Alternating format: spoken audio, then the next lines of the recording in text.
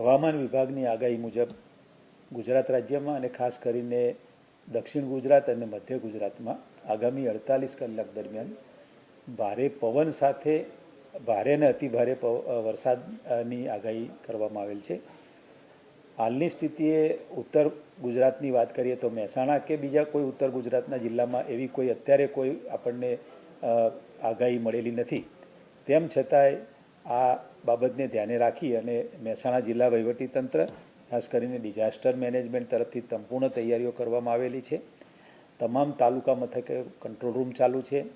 વર્ગ 2 કક્ષાના અધિકારીઓની ત્યાં પણ એક નોડલ અધિકારી કરી નિમણૂક કરેલ છે। એ જ રીતે જિલ્લાનો પણ કંટ્રોલ રૂમ અત્યારે આપણો ચાલુ છે।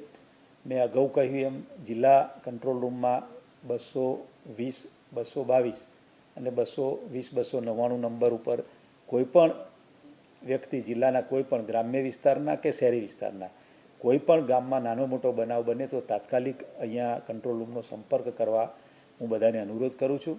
અને ફરી એકવાર મહેસાણા જિલ્લામાં ગ્રામ્ય વિસ્તાર કે શહેરી વિસ્તારમાં ક્યાંય કોઈએ પણ આજની સ્થિતિએ કોઈ આપણે કોઈ ખાસ વધારે વરસાદની આગાહી નથી।